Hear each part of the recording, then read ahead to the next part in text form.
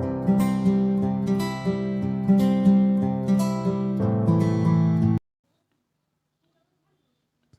Friends, कैसे हैं आप सब लोग। स्वागत है आपका मेरे चैनल एजुकेशन विद गौरव में। और आज की वीडियो दोस्तों होने वाली है मॉडर्न इंडिया के बेस पर। मॉडर्न इंडिया से जो है क्वेश्चंस हिस्ट्री में सबसे ज़्यादा क्वेश्चन पूछे जाते हैं दोस्तों, और ये वीडियो जो है मैंने एकदम निचोड़ बनाया है पूरा का पूरा मॉडर्न इंडिया का। फ्रेंड्स, यहीं से जो है वो कम से कम 4 से 5 क्वेश्चन आने की पूरी संभावना है। तो अगर आप लोग जो है इस वीडियो को लास्ट तक देखते हैं तो आपको बहुत ज़्यादा फायदा आज के वीडियो को देखने के बाद मिलने वाला है। समझते हुए चलिए और पूरी चीज़ें मेरे साथ समझते हुए चलिए। इस आपको उससे फ़ायदा ही होगा, नुकसान कुछ नहीं होगा दोस्तों। और जो भी नए यूजर्स आ रहे हैं वो चैनल को सब्सक्राइब जरूर कर लें और साथ के साथ बेल आइकन को प्रेस कर लें ताकि आने वाली सभी वीडियोस का उनको नोटिफिकेशन मिल जाए। दोस्तों, आपको पता है कि लेक्चरर एग्जाम के लिए अब मात्र जो है वो 10 से 12 दिन यहाँ पर रह चुके हैं, और उसमें आपको जितना भी करना है उतना ही उसमें ही करना है। तो जितना भी आप जोर लगा सकते हैं लगा लीजिए अपना। और मैं भी आपका जो है लगातार साथ दे रहा हूं। पिछले 2 महीने से दोस्तों मैंने लगभग सारे ही टॉपिक्स के ऊपर और सभी सब्जेक्ट के ऊपर वीडियो ऑलरेडी बना दी है, और केवल मेरा हिस्ट्री जो है वो कंप्लीट होना रह गया था, जिसको मैं आज कंप्लीट कर रहा हूं। ठीक है, तो मैंने जो प्रॉमिस किया था कि मैं अपने चैनल पर इसकी तैयारी कराऊंगा, मैंने वो प्रॉमिस पूरा किया है। और मैंने यहाँ पर जितना भी मैं कर सकता था उतना मैंने किया है अपनी तरफ से। अब आप लोग कितना अपनी तरफ से कर सकते हो उसमें वो आपके ऊपर डिपेंड है।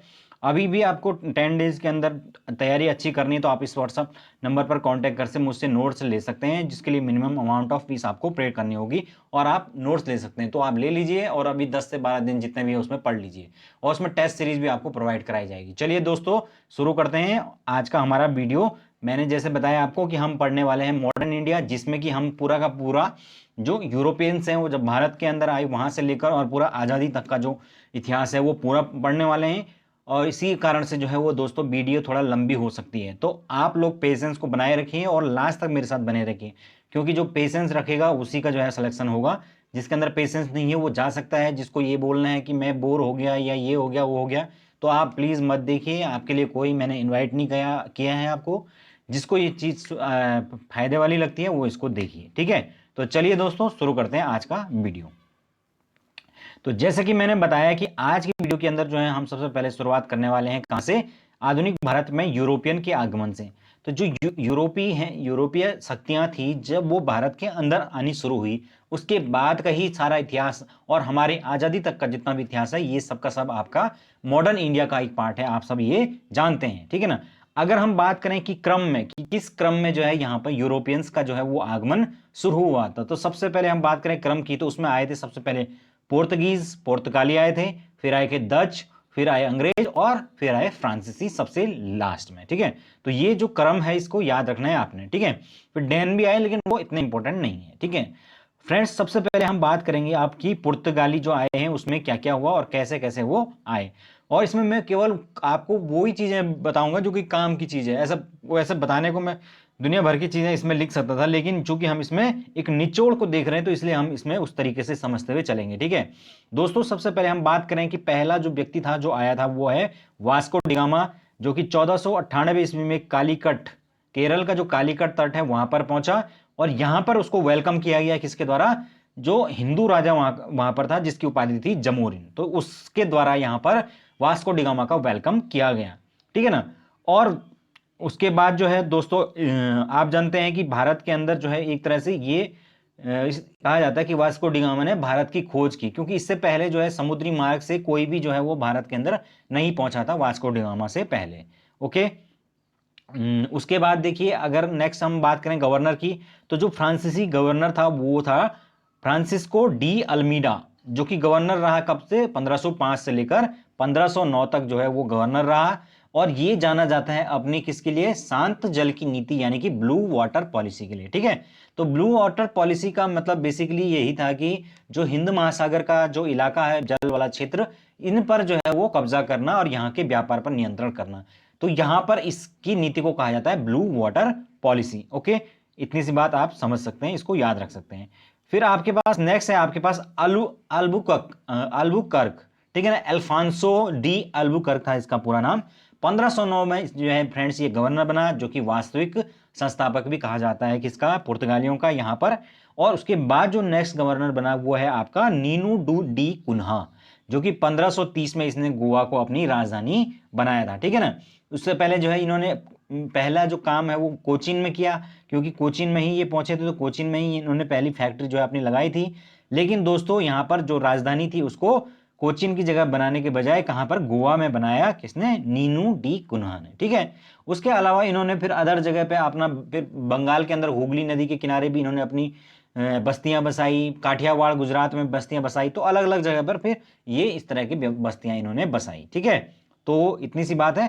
फिर एक चीज आपको इसमें और याद रखनी है कि जो 1661 है उसमें इंग्लैंड के शासक थे चार्ल्स सेकंड, उनका जो विवाह था दोस्तों वो पुर्तगाल के राजा की बहन के साथ हुआ था, ओके।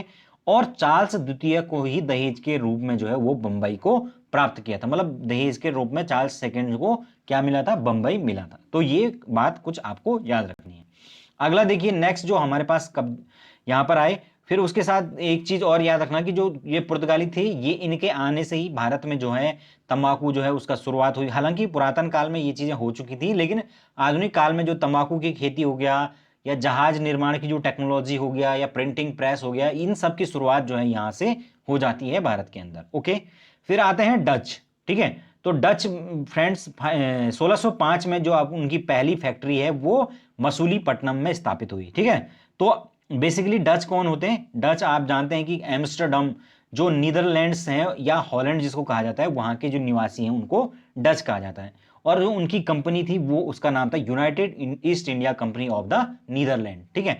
तो ये जो कंपनी थी ये बेसिकली ईस्ट इंडिया में या ईस्ट एशिया में जो है वो कारोबार करने के लिए बनाई गई थी। और 1605 में इसने यहां पर आकर, अब क्योंकि अब पोर्तुगीज आ गए हैं, पोर्तुगीज के आने के बाद जो है वो सभी को जो है एक तरह से पता चल चुका है कि पूर्व में भारत देश है, वहां पर भारतीय उपमहाद्वीप है, वहां पर क्या संभावना है, इन सब का पता जो है वो पश्चिमी जो देश हैं उनमें पता चल चुका था। तो इस वजह से अब लगातार अलग अलग जो शक्तियां थी वो भारत की और जो है वो व्यापार के लिए पहुंचने लगी, है ना।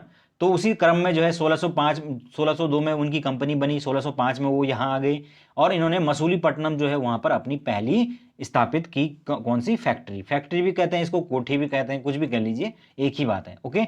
अब उसके अलावा जो है फिर और जो फेमस जगह हैं जैसे कि पुलिकट हो गया, नागपट्टनम, कोचीन, सूरत, कारिकाल, ये सारी जगह जो है इन्होंने इसके बाद जो है वो आपका लगातार जो है वो फैक्ट्रियां स्थापित की।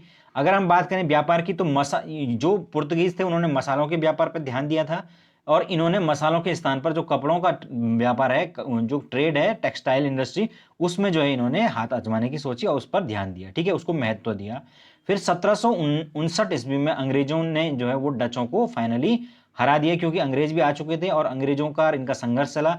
तो इन अंग्रेजों ने डचों को बंगाल का युद्ध जो है उसमें हराया, और इसी के साथ जो है उनकी गतिविधियां जो है यहाँ पर समाप्त हो गई, ओके। तो ये फाइनल जो है इनका रहा 1759 में, ठीक है। चलिए आगे चलते हैं। नेक्स्ट है दोस्तों हमारे पास अंग्रेज। तो अंग्रेज तो आप जानते हैं कि अंग्रेज आए और अंग्रेजों ने यहाँ पर जितनी भी और शक्तियां थी उन सभी को जो है वो परास्त किया, और फाइनली 200 सालों तक जो है वो भारत देश के अंदर राज किया, ठीक है। तो वो किस प्रकार से हुआ वो हम सब देखेंगे। सबसे पहले हम बात करें 1599 की, तो 1599 में जो है कम ईस्ट इंडिया जो कंपनी है उसकी स्थापना हुई कहां पर, लंदन में, ठीक है। और उस वहां पर इस कंपनी का जो नाम था दोस्तों वो था क्या था, पूरा नाम था इसका, governor and company of merchant of London trading in the east Indies. यानी कि जो ईस्ट इंडीज वाला इलाका है, यानी कि जो ईस्ट एशिया वाला इलाका है जिसको वो ईस्ट इंडीज बोलते थे, इस पूरे इलाके में ट्रेड करने के लिए जो है इस कंपनी का निर्माण हुआ था, स्टैब्लिशमेंट इसका हुआ था। और इसमें वहां पर जो इंग्लैंड के बड़े मर्चेंट थे वो सारे के सारे इसमें शामिल थे, यानी कि एक तरह से मर्चेंट एडवेंचर था, ठीक है।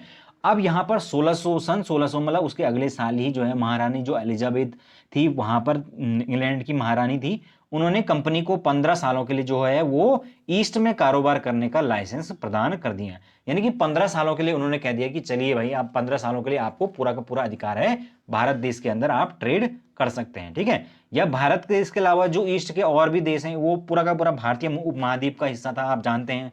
उसके अंदर पाकिस्तान हो गया, बांग्लादेश हो गया, म्यांमार, फिर ये पूरा का पूरा ईस्ट एशिया में जितना भी है ये सब, इन सब में जो है वो ट्रेड चलता रहा, जैसे इंडोनेशिया, मलेशिया, सिंगापुर, इन सब में, ठीक है। इन सब के लिए जो है यहाँ पर फिर युद्ध भी हुए बहुत सारे। 1613 के अंदर जो है फ्रेंड्स सूरत के अंदर इन्होंने पहली जो है अपनी फैक्ट्री स्थापित की। तो आप जानते हैं कि सबसे पहले जो अंग्रेज आया था यहाँ पर, वो कौन था? Captain Hawkins. मैंने आपको मिडेवल इंडिया वाली जो वीडियो है उसमें बताया था कि किस प्रकार से जो है वो कैप्टन हॉकिंस यहाँ पर आया। फिर उसने जो है वो शाहजहां से, सॉरी, जहांगीर से फारसी में बात की। तो उसकी जो इस बात से, मतलब उसकी इस कला से, मतलब उसने किस तरीके से फारसी में बात की, उससे जो है वो जहांगीर बहुत ज़्यादा इंप्रेस हुआ। और जब जहांगीर इंप्रेस हुआ तो उसने फिर क्या किया, उसने बोला कि चलिए भाई, तो उसने इसको इंग्लिश खां की उपाधि दी, फिर 400 का मनसब इसको प्रदान किया, है ना। ये चीज़ें आपको मैंने बता रखी पहले।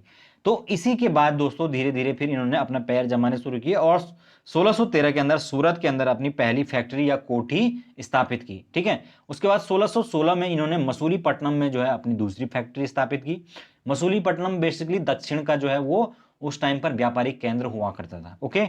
फिर आए इसके एक अंग्रेज आया, जॉब चार्नॉक, ठीक है।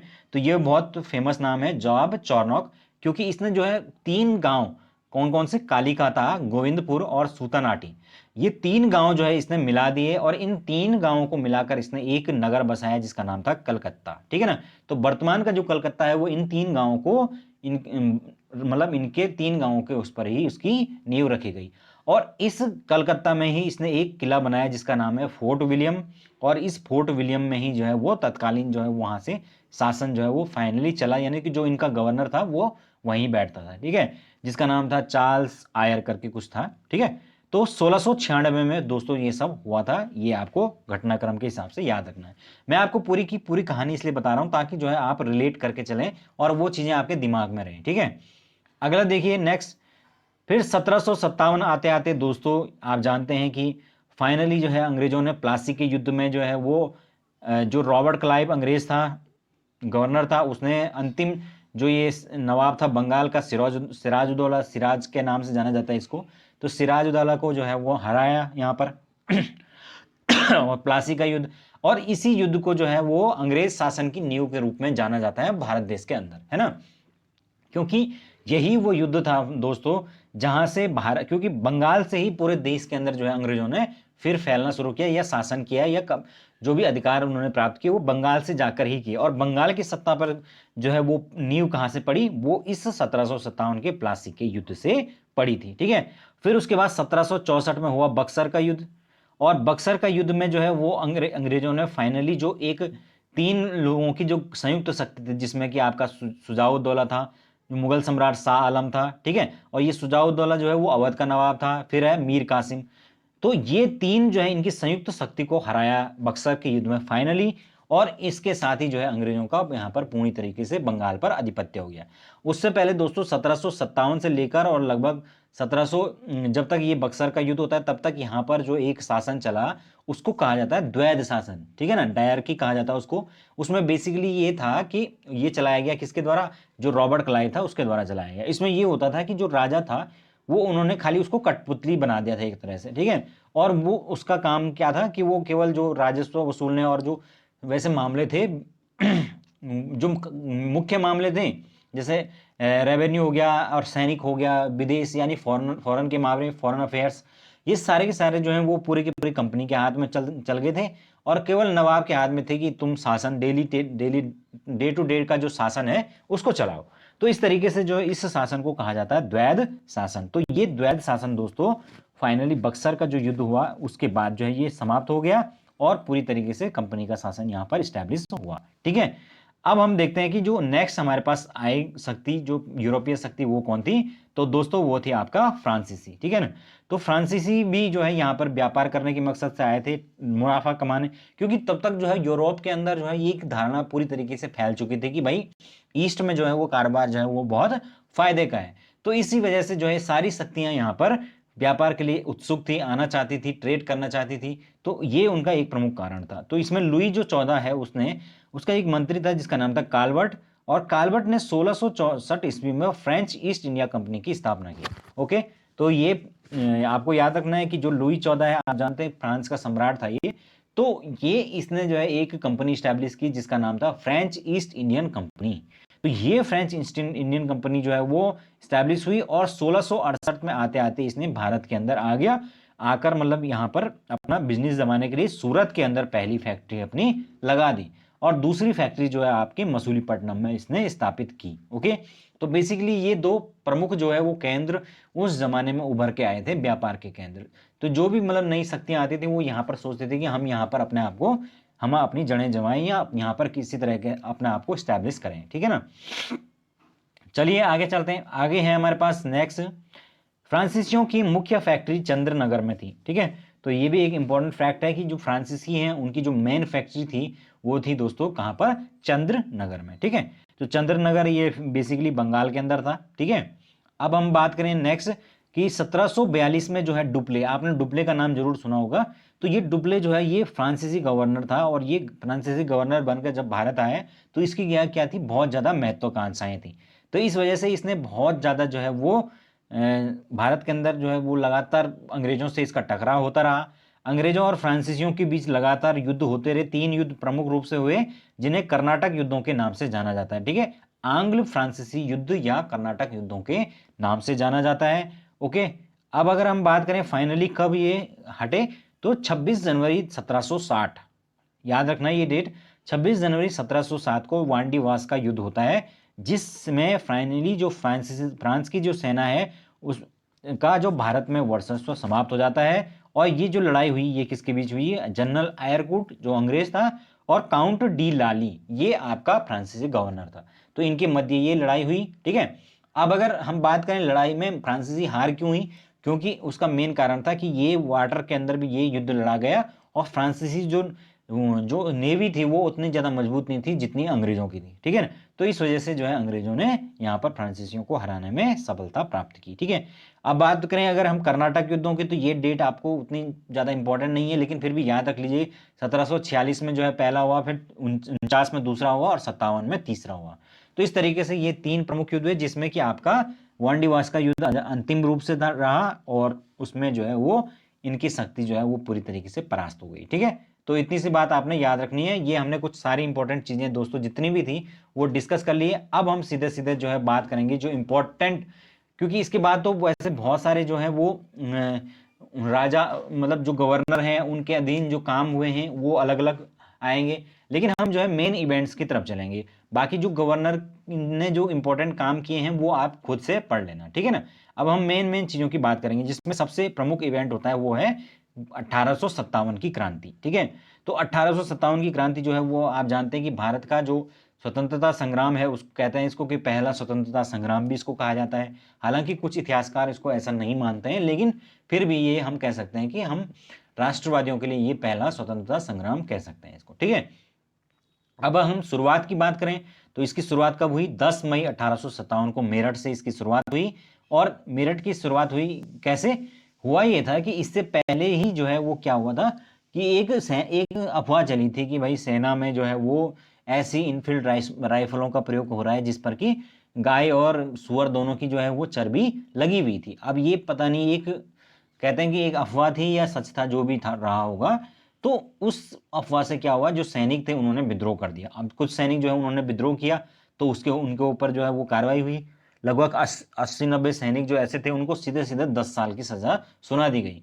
अब ये जब सजा सुनाई तो उससे सैनिक जो है वो भड़क गए और उन्होंने कहा कि अब हम विद्रोह करेंगे। तो फिर फाइनली 10 मई 1857 को मेरठ से जो है वो क्रांति की शुरुआत हुई। जो आंदोलनकारी थे या जो क्रांतिकारी थी वो उन्होंने क्या किया, सबसे पहले तो अपने उन जो नेवी वाले जो उनके सैनिक थे जिनको आपका बंदी बना लिया गया था, जिनको कैद हो गई थी, उनको छुड़ा लिया गया।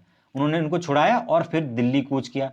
जब ये दिल्ली पहुंचे 11 मई 1857 को, तो दिल्ली की गद्दी पर कौन बैठा हुआ, मुगल अंतिम मुगल बादशाह कौन है, बहादुर शाह सेकंड, ठीक है, जिसको बहादुर शाह जफर भी कहा जाता है। तो फ्रेंड्स जो ये बहादुर शाह सेकंड है, इसी ने ये तो एक तो इसके ये एक शक्तिहीन था उस टाइम पर, क्योंकि मुगल साम्राज्य का जो एक क्या बोलते हैं उसका एक वर्चस्व था वो खत्म हो चुका था, सम्राट भी बूढ़ा था। तो एक तरह से ये नाम मात्र का ही उन्होंने एक प्रकार से उसको नेता चुना था। लेकिन जो भी था उन्होंने इसको अपना जो है वो नेता चुना, और इस प्रकार से जो है वो आंदोलन आगे बढ़ा। फिर धीरे धीरे जो है अलग अलग क्षेत्रों में इसके आंदोलन अलग अलग नेताओं के द्वारा इसकी जो है कमान संभाली गई, वो पूछा जाता है। तो उसके बारे में एक बार देख लेते हैं। अगर हम बात करें दिल्ली, तो दिल्ली के अंदर जो है वो बहादुर शाह जो सेकंड है जिसकी बात हमने अभी की, उन्होंने कमान संभाली, और निकलसन जो है वो एक अंग्रेज था जिसने कि ये विद्रोह दबाया, ठीक है। फिर अगर हम कानपुर की बात करें तो कानपुर में जो है वो जो मोर्चा संभाला वो संभाला तांत्या टोपे और नाना साहिब, ठीक है ना। तांत्या टोपे और नाना साहिब के बारे में आपने सुना होगा। तो इन यहां पर जो विद्रोह है उसको दबाया किसने? कैंपबेल ने, ठीक है। और नेक्स्ट है लखनऊ। तो ये पूछे जाते हैं सारे। लखनऊ के अंदर दोस्तों जो विद्रोह दबाने का काम किया वो था बेगम हजरत महल, सॉरी, जो विद्रोह करने का काम था वो था बेगम हजरत महल का, और जो दबाने का काम किया वो कैंपबेल, ठीक है। कैंपबेल के नेतृत्व में जो है वो विद्रोह को दबाया गया या उसका उन्मूलन किया गया। फिर आप बात करें नेक्स्ट झांसी। तो झांसी की रानी आपने सुना है, झांसी में जो विद्रोह है उसका कमान संभाली थी किसने? रानी लक्ष्मीबाई, ठीक है। तो रानी लक्ष्मीबाई की जो वीरता है उसको देखकर जो है जनरल ह्यूरोज भी जो है वो बहुत ज्यादा आश्चर्यचकित था। इसीलिए उसने कहा था कि विद्रोहियों में अकेली जो है एक मर्द थी, कौन? झांसी की रानी। तो इस प्रकार का उसके मुंह से शब्द निकला था जनरल ह्यूरोज के मुंह से, ठीक है। इस प्रकार की वीरता जो है रानी ने दिखाई थी, ठीक है। आगे हम बात करें अगर जगदीशपुर यानी कि बिहार, तो बिहार से थे कुंवर सिंह और अमर सिंह। तो कुंवर सिंह और अमर सिंह बिहार से थे, और यहाँ पर जो है वो क्रांति को जो है वो दबाया वो विलियम टेलर ने। फिर अगर बरेली से बात करें तो खान बहादुर, जिनको विंसेंट आयर ने जो है यहाँ पर आंदोलन को दबाया। और इलाहाबाद से बात करें तो लियाकत अली, कर्नल जो नील है, उन्होंने यहाँ पर आंदोलन को दबाया। तो इस तरीके से दोस्तों ये कुछ आंदोलन के प्रमुख केंद्र रहे, ठीक है। उस तो ये आपको पूछे जाते हैं डायरेक्ट कि कहाँ पर जो है वो किस राजा ने जो है वो नेतृत्व किया, राजा कह रहा हूं मतलब किस व्यक्ति ने नेतृत्व किया और किसने वहां पर विद्रोह को दबाया, ठीक है। तो ये कुछ बातें।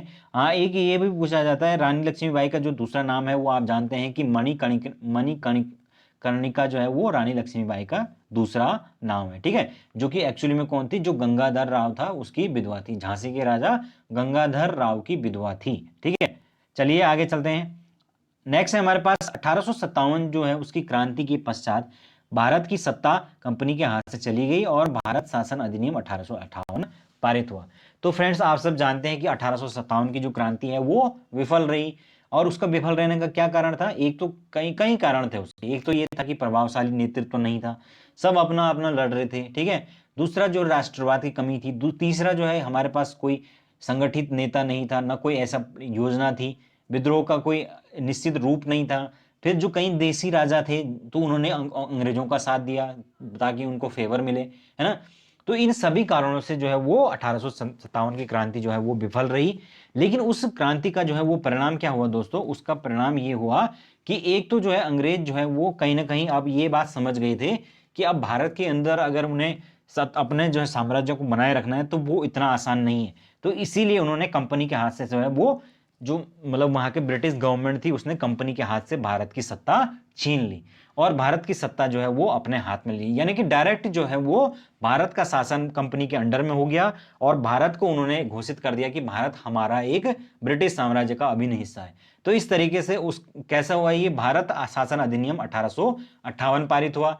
उसके अंतर्गत आप सब जानते हैं कि भारत के जो मामले हैं उनको देखने के लिए एक स्पेशल व्यक्ति जो है वो लंदन में बैठता था जिसका नाम होता था भारत सचिव, ठीक है ना। तो भारत सचिव जो है वो लंदन के अंदर बैठता था। बाकी भारत के अंदर जो सर्वोच्च अधिकारी होता था वो तो गवर्नर जनरल होता था, ये आपको पता ही है, ठीक है। इस प्रकार से 1857 के बाद का जितना भी शासन है वो अब क्राउन के डायरेक्ट अंडर में होगा, ब्रिटिश पाले मतलब भारत के लोग इनडायरेक्टली रूप से सीधे सीधे आप कह सकते हैं कि ब्रिटिश नागरिक कहलाए, ठीक है। आगे नेक्स्ट क्या हुआ? आगे नेक्स्ट हुआ दोस्तों स्वतंत्रता आंदोलन के अब चरण।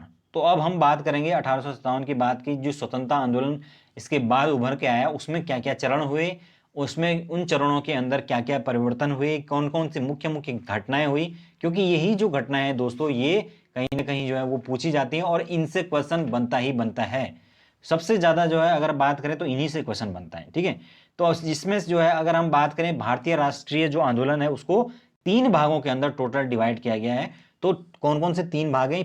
पहला जो चरण है दोस्तों वो 1885 से लेकर 1905 तक। 1885 से लेकर 1905 क्यों? क्योंकि 1885 में आप जानते हैं भारतीय राष्ट्रीय कांग्रेस की स्थापना हुई और वहां से लेकर 1905 तक का जो चरण है वो आपका उदारवादी युग कहा जाता है जिसको बुद्धिजीवी वर्ग ने चलाया। फिर आपका द्वितीय जो चरण है वो 1905 से लेकर 1919 तक का पढ़ेंगे जो कि एक उग्रवादी चरण कहलाएगा। और तीसरा जो चरण है आप जानते हैं वो पूरा का पूरा महात्मा गांधी के मतलब उनके मार्गदर्शन में उसमें जो भी कार्यक्रम हुए वो उनके ही नेतृत्व में हुए, तो इसलिए उसको गांधी युग कहा जाता है। ठीक है, तो इस तरीके से 3 भागों के अंदर हम पूरा का पूरा इसको डिवाइड करके चलेंगे और सारी की सारी जो इवेंट्स हैं उनको एक तरह से क्रम वाइज हम पढ़ेंगे। ठीक है, तो सबसे पहले जो प्रमुख घटना जो है राष्ट्रीय आंदोलन में थी वो थी दोस्तों भारतीय राष्ट्रीय कांग्रेस की स्थापना 1885 के अंदर, 1885 में। तो भारतीय राष्ट्रीय कांग्रेस की स्थापना जो है वो भारतीय इतिहास की एक महत्वपूर्ण घटना थी। इसकी जो स्थापना है वो 1885 में की गई ए ओ ह्यूम के द्वारा। ये आप सब जानते हैं, आपने कई बार पढ़ा भी होगा, जीके की सारी बुक्स में जो है ये चीजें उपलब्ध होती हैं, लेकिन फिर भी हम जो है वो इन चीजों को भूल जाते हैं क्योंकि हमें ये क्रम से याद नहीं रहती है। ठीक है, तो हमें चीजें जो है वो एकदम कहानी की तरह उसको याद रखना है ताकि हमें चीजें याद रहे। दोस्तों भारतीय राष्ट्रीय जो कांग्रेस है उसमें जो कांग्रेस है उसका क्या मतलब होता है? कांग्रेस का मतलब होता है ग्रुप ऑफ पीपल्स, यानी कि लोगों का समूह। तो आप जानते हैं कि अमेरिका में जो संसद है उसका जो दूसरा सदन है उसका नाम क्या है? कांग्रेस है। तो कांग्रेस बेसिकली किसके लिए यूज होता है? लोगों के समूह के लिए एक शब्द होता है, उसको कांग्रेस कहते हैं। ठीक है, अब हम बात करें, अगर एक चीज आती है इसमें कि सेफ्टी वाल्व थ्योरी, सुरक्षा वाल्व सिद्धांत, तो ये क्या था? ये था कि जो कुछ इतिहासकार हैं या कई लोग हैं वो मानते हैं कि जो ये भारतीय राष्ट्रीय कांग्रेस थी इसकी स्थापना बेसिकली एक सेफ्टी वॉल के तौर पे की गई थी। और वो क्या था कि मतलब जो ए ओ ह्यूम था उसको गवर्नर जनरल ने ही बोला था कि आप जो है वो एक ऐसी संस्था बना दीजिए ताकि जो भारतीयों का जो विरोध है वो अब जो उनका गुस्सा फूट के आ रहा है, ठीक है, तो उस गुस्से को जाहिर करने के लिए एक ऐसा प्लेटफॉर्म हो जिसके माध्यम से सरकार उनसे डायरेक्ट बात कर पाए, ताकि जो है उस गुस्से का पता चल पाए, उस भारतीयों का जो क्या परेशानी है या उनके अंदर जो भी गुस्सा है उसका पता चल पाए और उसको हम दबा पाए। तो एक तरह से सेफ्टी वाल्व के तौर पे जो है वो इसका निर्माण किया गया था। और गवर्नर जनरल कौन था उस टाइम पर? लॉर्ड डफरिन था, ये भी याद रखना। ओके, अब अगर हम बात करें पहला अधिवेशन की, तो 28 दिसंबर 1885 को जो है वो पहला अधिवेशन हुआ इसका। तेजपाल संस्कृत विद्यालय जो है बंबई के अंदर स्थित है, यहां पर ये स्टैब्लिश हुआ। यहां पर जो दादा भाई नौरोजी थे जो कि सीनियर मोस्ट लीडर थे, तो उन्होंने बोला कि भाई इसका नाम, वैसे जब इसको शुरुआत में इसकी रचना हुई तो उस टाइम पे इसका नाम था भारतीय राष्ट्रीय संघ। ठीक है, तो इन्हीं के जो दादा भाई नौरोजी है उनके सजेशन के ऊपर इसका नाम बदलकर भारतीय राष्ट्रीय कांग्रेस किया गया है। ठीक है, अगर हम बात करें इस अधिवेशन की, तो इसी में जो है पहला अध्यक्ष चुन लिया गया किसको? व्योमेश चंद्र बनर्जी को। तो ये पूछा जाता है दोस्तों, कलकत्ता अधिवेशन में जो है वो किसको जो है वो भारतीय राष्ट्रीय कांग्रेस का अधिवेशन का पहला अध्यक्ष चुना गया? तो वो है आपका व्योमेश चंद्र बनर्जी। ठीक है, तो चलिए, ये कलकत्ता अधिवेशन कह रहा हूं मैं, कलकत्ता के वकील थे व्योमेश चंद्र बनर्जी। अधिवेशन तो मुंबई में हुआ था। ठीक है, आगे नेक्स्ट हम बात करें, अगर प्रमुख नेता कौन कौन से थे उस टाइम पर, तो प्रमुख नेता जितने भी थे सारे के सारे उदारवादी नेता थे, जिसमें कि आपका दादा भाई नौरोजी हो गया, सुरेंद्र नाथ बनर्जी हो गया, फिरोज शाह मेहता हो गया, गोविंद रानडे, गोपाल कृष्ण गोखले, मदन मोहन मालवीय, ये जितने भी नेता हैं ये सारे के सारे क्या कहलाए? उदारवादी कहलाए, या इनको बुद्धिजीवी कहा जाता था। काफी बुद्धिजीवी वर्ग थे, ये सब पढ़े लिखे लोग थे। ठीक है ना, दीन साहब वाचा भी हैं एक, है क्या? तो ये सारे के सारे जो है वो क्या कहते हैं? उदारवादी नेता कहलाए। इनकी जो नीतियां हैं उनको कहा जाता है कि ये जो उग्रवादी गुट हुआ इसके बाद उन्होंने कहा कि ये आपका भिक्षावृत्ति की नीति है। तो इनकी नीति बेसिकली क्या थी? ये लोग क्या करते थे? सरकार के खिलाफ धरना देते थे, उनको मतलब एक याचिका, किसी चीज को मांग के लिए उनको उनको उनके ऊपर याचिका लगाते थे कि हमको ये, हमारी ये मांग है, या शांतिपूर्वक प्रदर्शन करते थे, लेटर लिखते थे, ये सारे काम ये करते थे। जबकि जो गर्मपंथी थे वो मानते थे कि इस तरीके से तो आज़ादी नहीं मिलने वाली है, ये सिर्फ हमें बेवकूफ़ बनाने वाली बात है।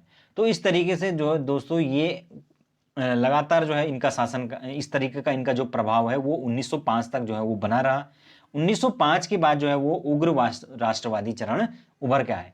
तो ऐसा नहीं है कि इन इन लोगों का अपना कुछ योगदान नहीं है, मतलब हालांकि ये कुछ खास नहीं कर पाए देश की आज़ादी के लिए, लेकिन इनका एक बड़ा योगदान ये रहा कि इन्होंने भारतीयों के अंदर एक राजनीतिक जो एक चेतना है उसका विकास किया। राजनीतिक चेतना यानी कि पॉलिटिकल अवेयरनेस, जैसे कि जो ये जो चीज़ें होती है ना कि धरना देना, विरोध करना, पुतले जलाना, सरकार को जो है वो याचिकाएं देना, पत्र सौंपना, ये सब क्या होता है? एक पॉलिटिकल ट्रेनिंग का हिस्सा होता है।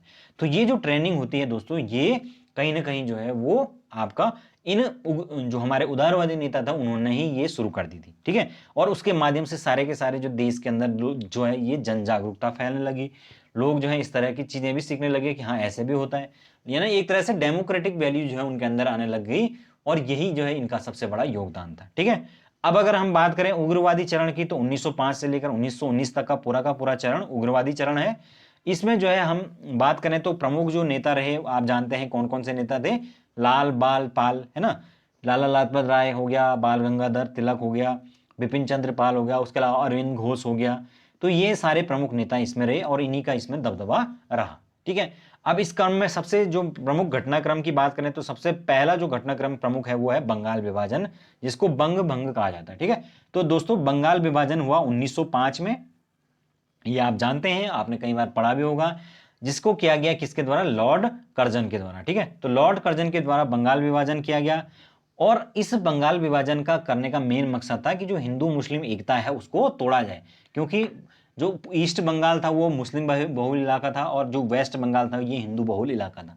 तो किस प्रकार से इनके बीच में इस एक दरार डाल के एक वर्ग को खुश करके दूसरे को नाराज करके और उनके बीच एक दरार पैदा करके जो एकता राष्ट्रवाद का जो एक ज्वार उठ रहा था उसको खत्म किया जाए, इस चीज के लिए बेसिकली बंगाल विभाजन किया गया था, ठीक है। अब इस बंगाल विभाजन को करने के बाद जो है वो इसका बहुत भारी मात्रा में विरोध हुआ। 16 अक्टूबर 1905 को जो है वो रविन्द्रनाथ टैगोर जी के कहने पर पूरे बंगाल में जो है वो शोक दिवस मनाया गया और राखी दिवस के रूप में मनाया गया। रविन्द्रनाथ टैगोर जो है उन्होंने इसी दौरान जो है वो ये आपका गीत लिखा, अमार सुनार बांग्ला, ठीक है। यही जो है दोस्तों आप जानते हैं कि आगे चलकर जो है बांग्लादेश का राष्ट्रगान बना, है ना, जो कि रविन्द्रनाथ टैगोर जी के द्वारा लिखा हुआ। उसके अलावा वंदे मातरम, वंदे मातरम जो है ये इस आंदोलन के दौरान बहुत ज्यादा प्रसिद्ध हुआ, क्योंकि लोगों के अंदर एक राष्ट्र विरोधी जो है राष्ट्रवादी जो भावना है वो निकल के आ गई थी, बहुत ज्यादा बढ़ गई थी। और ये गीत जो है लोगों के अंदर राष्ट्रवादी भावना को उजागर करता था, वंदे मातरम, ठीक है। तो इस तरीके से ये कुछ घटनाएं चली। फिर बंगाल विभाजन के विरोध में जो है कई जो वस्त्र हैं उनकी होलियां जलाना, विदेशी चूड़ियों का बहिष्कार करना, इस तरीके से जो है वो बहिष्कार, और धोबी जो थे वो विदेशी जैसे कपड़े थे उनसे उनको धोने से मना कर देते थे। इस तरह की गतिविधियां यहाँ पर चली थी। उसके अलावा जो है प्रमुख चीज क्या हुई, जो अश्विनी कुमार दत्त हैं इनके द्वारा स्वदेश बांधव समिति का गठन किया गया। तो ये भी इंपॉर्टेंट फैक्ट है, स्वदेश बांधव समिति के द्वारा का गठन किया गया। फिर अगर हम बात करें कि एक कांग्रेस का जो अधिवेशन हुआ 1905 का बनारस में, उसमें इस तरह के स्वदेशी की अपनाने की और बहिष्कार की मांग की गई थी, ठीक है। नेक्स्ट है दोस्तों, अब 1911 तक आते आते जो विरोध जो है वो बहुत ज्यादा हो चुका था, ओके। और ये इस विरोध को जो है सरकार ने भांप लिया, उन्हें पता चल चुका था कि कहीं ना कहीं ये जो है वो लोगों के अंदर राष्ट्रवादी भावना को और ज्यादा प्रबल कर रहा है। तो फाइनली इन सबको देखते हुए एक कमेटी बनी 1906 में, जिसको जॉर्ज अरुंडेल के नेतृत्व में बनी, जिस कमेटी ने जो है वो सुझाव दिया कि फाइनली जो है दोस्तों ये बंगाल विभाजन को रद्द किया जाए, क्योंकि ये जन भावनाओं के खिलाफ है, ठीक है। और इसी तरह से 1911 में बंगाल विभाजन को रद्द कर दिया गया। तो ये प्रमुख घटनाएं यहां तक हमने देख ली है। अब हम बात करेंगे स्वदेशी आंदोलन की या स्वराज के आंदोलन की। तो दोस्तों ये क्या था, देखते हैं आगे। अब हम बात करेंगे स्वदेशी या स्वराज की। तो 1905 में जो है बनारस अधिवेशन, जो मैंने कहा था कि गोपाल कृष्ण गोखले की अध्यक्षता में कांग्रेस ने यहाँ पर सबसे पहले स्वदेशी की मांग रखी, यहाँ पर स्वराज की मांग रखी। लेकिन दोस्तों सबसे बड़ी ध्यान देने वाली बात है कि ये जो स्वराज है ये कौन सा स्वराज था, ये औपनिवेशिक स्वराज था, यानी कि डोमिनियन स्टेट वाला, यानी कि जो मेन ऊपर से जो झंडा रहेगा वो ब्रिटेन का ही रहेगा, लेकिन उसके नीचे जो है हम अपने तरीके से शासन चलाएंगे। इस प्रकार के स्वराज की मांग करें यहां पर हुई थी, यानी कि उस टाइम पर अभी पूरे स्वराज की बात यहां पर नहीं छेड़ी गई थी, केवल औपनिवेशिक स्वराज की मांग रखी गई थी। तो इस तरीके से ये आगे बढ़ी। फिर आगे जो है इसके बाद जो है क्या हुआ दोस्तों, कांग्रेस का सूरत अधिवेशन हो जाएगा 1907 में। तो 1907 तक आते आते दोस्तों जो गर्मपंथी थे और नरमपंथी थे उनके बीच में कई मुद्दों पर जो है लगातार बहुत ज्यादा बहस होने लग गई, बहुत ज्यादा एक कह गए मतभेद होने लग गए, ठीक है ना। अब अगर मेन ये मतभेद जो है इसके जो परिणाम है वो सामने आए कांग्रेस के सूरत अधिवेशन में 1907 में, क्योंकि इस अधिवेशन में हुआ ये कि जो नरमपंथी थे वो चाहते थे कि रास बिहारी बोस अध्यक्ष बने, जो गर्मपंथी थे वो लाला लाजपत राय उनका फेवरेट था, तो लाला लाजपत राय को वो बनाना चाहते थे अध्यक्ष। इस तरीके से इस मुद्दे पर यहाँ पर बहस बहुत ज्यादा हो गई और फाइनली जो है वो कांग्रेस का विभाजन 2 भागों में हो गया। अब अगर कांग्रेस का विभाजन हो गया तो अगले 8 सालों तक इसके बाद जो है कांग्रेस एक तरह से खाली एक दलीय संगठन बनकर रह गया, कोई राष्ट्रीय इसका कार्यक्रम नहीं था। ठीक है, इस तरीके से ये चला, लेकिन बाद में फिर से एक हुआ, वो हम बताएंगे। आगे चलते हैं। नेक्स्ट हमारे पास मुस्लिम लीग की स्थापना। तो ये भी एक प्रमुख घटना जो है इतिहास के अंदर थी सन 1906 के अंदर। तो 1 अक्टूबर 1906 को आगा खान जो है उसके नेतृत्व में मुस्लिमों का एक शिष्टमंडल शिमला में लॉर्ड मिंटो से मिला। बेसिकली ये लॉर्ड मिंटो से मिलने का उद्देश्य था कि जो मुस्लिम हैं उनके जो अधिकार हैं उनका किस प्रकार से संरक्षण किया जाए, उसके लिए जो है वो मांग रख रहे थे। और यहीं से जो है दोस्तों कहीं ना कहीं जो है वो एक पृथक जो राष्ट्र है उसकी एक नींव पड़ चुकी थी। 30 दिसंबर 1906 को जो है नवाब सलीमुल्लाह खान है उसके नेतृत्व में ढाका में जो है इसकी घोषणा हो गई कि भाई मुस्लिम लीग की स्थापना की जाएगी। किसके नेतृत्व में? सलीमुल्लाह खान। ठीक है, उसके अलावा दोस्तों यहाँ पर जो अली बंधु थे, जिसमें आका शौकत अली और दूसरा कौन था, एक और था शौकत अली, और वो उनका भी इसमें प्रमुख योगदान रहा, मैं बताऊंगा उसको। तो खैर जो भी है दोस्तों, यहाँ पर पहला जो अध्यक्ष है मुस्लिम लीग का उसको वो बनाया गया था कौन? वकार उल मुल्क मुश्ताक हुसैन। तो ये नाम याद रख लेना कि वकार उल मुल्क मुश्ताक हुसैन जो है पहला अध्यक्ष बनाया गया था। और जो स्थापना हुई थी वो कहां पर हुई थी? ढाका में सलीमुल्लाह खां के नेतृत्व में। ठीक है, चलते हैं आगे। नेक्स्ट जो प्रमुख घटना है वो है मार्ले मिंटो सुधार। तो मार्ले मिंटो सुधार का नाम ये क्यों है? क्योंकि जो लॉर्ड मार्ले थे वो भारत सचिव थे, मिंटो जो है यहाँ पर गवर्नर जनरल थे, तो इसलिए इनका नाम जो है इन दोनों के नाम पर मार्ले मिंटो सुधार इसका नाम रखा गया। बेसिकली इसमें बहुत सारी जो है वो चीजों के अंदर थोड़ा चेंज लाया गया था, लेकिन उसमें जो सबसे प्रमुख चीज हुई थी इसमें कि मुसलमानों के लिए यहाँ पर पृथक निर्वाचन यानी कि सेपरेट इलेक्टोरेट की यहाँ पर प्रावधान कर लिया गया था। और यही जो मार्ले मिंटो सुधार है दोस्तों, यही कहीं ना कहीं एक जो टू नेशन थ्योरी है आगे जाकर उसका जो बीज है वो यहाँ पर पड़ चुका था, क्योंकि यहाँ पर मुस्लिमों को जो है सीधा सेपरेट कर दिया गया था बाकी भारत देश से। उनको ऐसे क्षेत्र में, अब उनके जो निर्वाचन क्षेत्र में उसमें केवल उनका ही उम्मीदवार नामांकित हो सकता था और उन्हीं के जो है वो जनता वो वोट दे सकती थी। तो एक तरह से ये अलग हो गया, पृथक राष्ट्र का जो है वो सिद्धांत यहाँ पर स्वीकार हो गया। नेक्स्ट है दोस्तों, अब होता है दिल्ली दरबार 1911 में। ठीक है, तो दिल्ली दरबार में क्या होता है? इंग्लैंड के जो सम्राट थे जॉर्ज पंचम और महारानी मेरी, एलिजाबेथ कह रहा हूं मैं, मेरी। तो महारानी जो मेरी और जॉर्ज पंचम है, ये इनका भारत आगमन था। इनके भारत आगमन के उपलक्ष्य पे एक बहुत बड़ा दरबार वहां पर लगाया गया था 1911 के अंदर। तो उस 1911 के अंदर जो ये बहुत बड़ा भव्य दरबार था ये लगाया गया था, और उसमें वो कहते हैं कि बहुत ज्यादा पैसा इसमें वेस्ट किया गया था। लेकिन जो भी है 1 अप्रैल 1912 को इसी जो है वो इसी में मतलब फाइनली जो है घोषणा हुई कि हम भारत की राजधानी को अब कलकत्ता से दिल्ली ट्रांसफर कर रहे हैं, और साथ के साथ जो आधुनिक दिल्ली है उसकी जो हम रूपरेखा बनाएंगे, और बंगाल विभाजन को हम रद्द करते हैं। तो बंगाल विभाजन को रद्द करने की घोषणा और दिल्ली को राजधानी बनाने की घोषणा, ये 2 प्रमुख चीजें यहां पर हुई थी दिल्ली दरबार के अंदर। ठीक है, और इसके एक चीज याद रखना कि जो आधुनिक दिल्ली है हमारी, ये इसका जो डिजाइन है पूरा ये तैयार किया है एडविन लुटियंस ने। ठीक है ना, जिसमें कि आपका संसद भवन होता है, राष्ट्रपति भवन जो कि वर्तमान उस टाइम पर उसको वायसराय का भवन कहा जाता था, फिर आपका संसद इंडिया गेट हो गया। ये सारी की सारी चीजें दोस्तों उस मास्टर प्लान का पार्ट था जो कि तैयार किया किसने? एडविन लुटियंस ने। इसीलिए उसको आज भी लुटियंस दिल्ली के नाम से जाना जाता है। ठीक है ना, तो चलिए आगे चलते हैं। नेक्स्ट है हमारे पास लखनऊ समझौता 1916 के अंदर। अब दोस्तों यहां पर जो है 1916 आते आते जो है वो लखनऊ समझौता हो जाता है, जिसमें कि वापस से जो है वो गर्मपंथी और नरमपंथी जो कि 1907 में अलग हो चुके थे उनके बीच में वापस समझौता हुआ। इसके साथ साथ दोस्तों कांग्रेस और मुस्लिम लीग के बीच में भी समझौता हुआ। अब इस समझौते की सबसे बुरी बात यह रही कि कांग्रेस ने जो है वो सेपरेट इलेक्टोरेट को स्वीकार कर लिया। कहते हैं कि ये कांग्रेस की सबसे बड़ी भूल इतिहास के अंदर थी, क्योंकि इसने जो है वो पृथक राष्ट्र की जो एक अवधारणा अंग्रेजों ने वहां पर इनके अंदर डाली थी उसके ऊपर जो है वो कांग्रेस ने अपनी मोहर लगवा दी थी। ठीक है ना, इस तरीके से जो है कांग्रेस और मुस्लिम लीग के बीच में एक ट्रीटी हो गई और गर्मपंथी और नरमपंथी वापस से एक हो गई। अब आगे चलते हैं। नेक्स्ट हमारे पास घटनाक्रम के अंदर जो प्रमुख घटनाक्रम है वो है होम रूल लीग आंदोलन। तो दोस्तों होम रूल लीग जो आंदोलन है ये चला 1916 में। होम रूल का मतलब क्या होता है? होम मतलब घर, रूल मतलब शासन।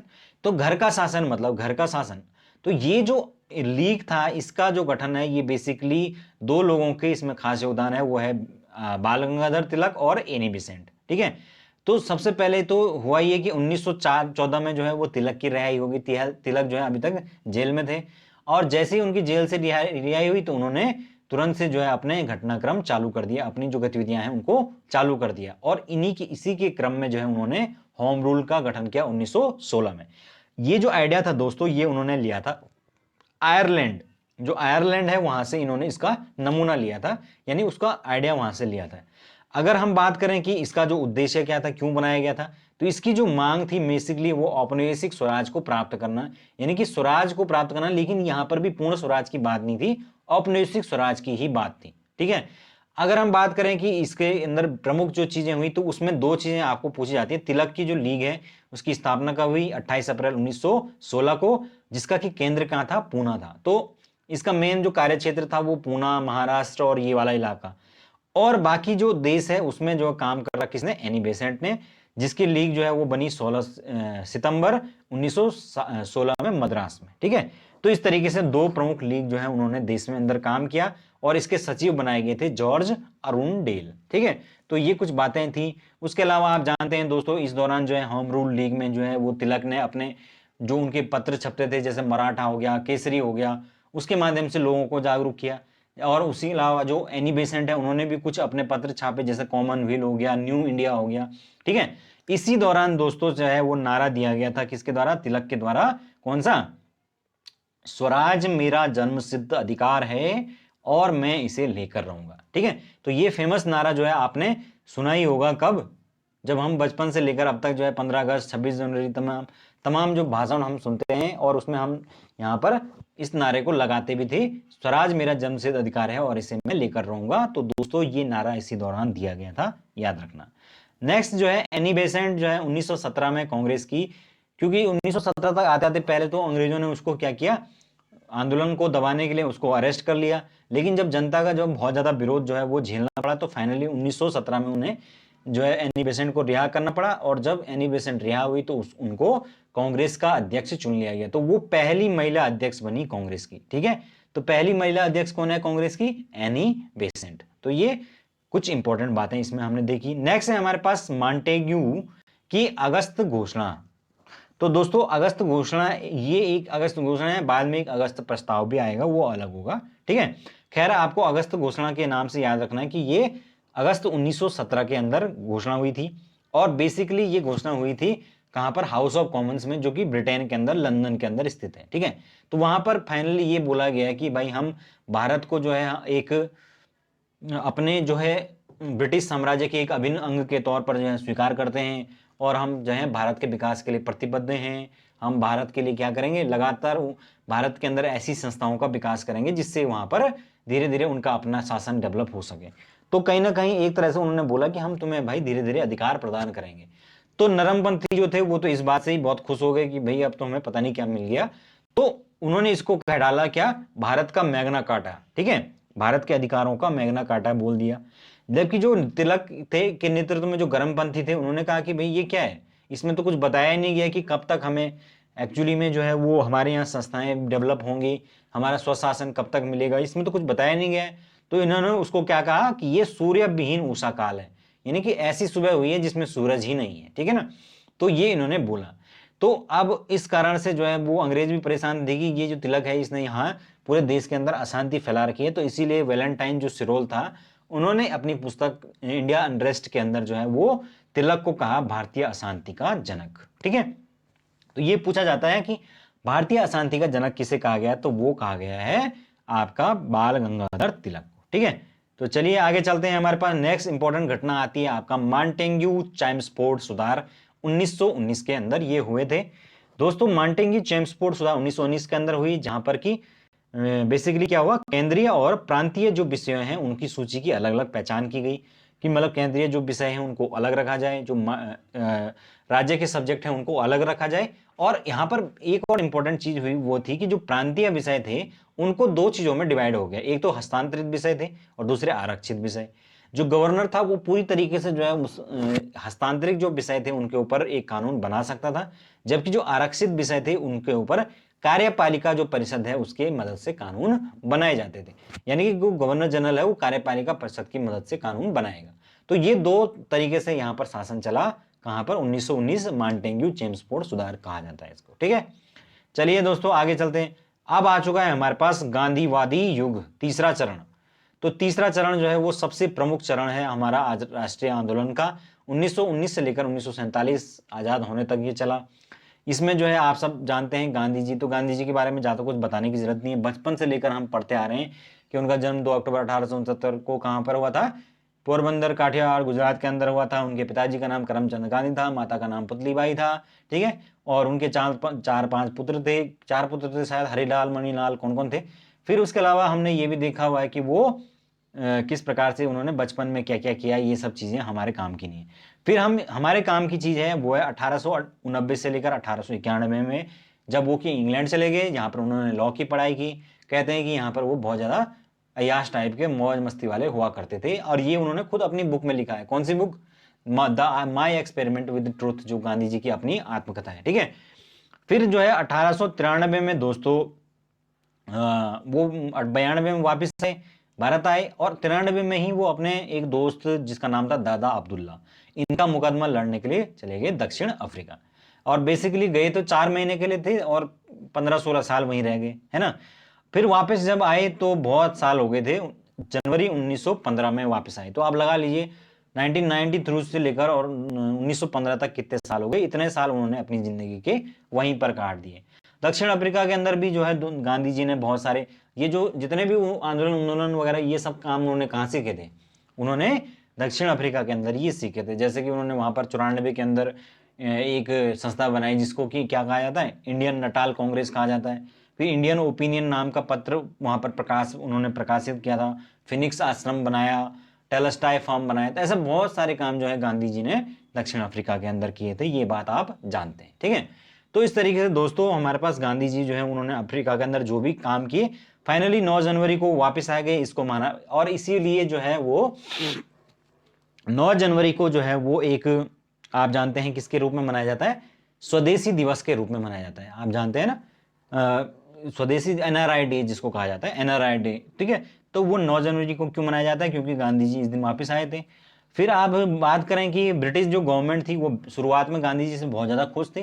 ठीक है, गांधी जी वापस आए, उस दौरान यहाँ प्रथम विश्व युद्ध चल रहा था, तो गांधी जी ने भी ब्रिटिश गवर्नमेंट की मदद की।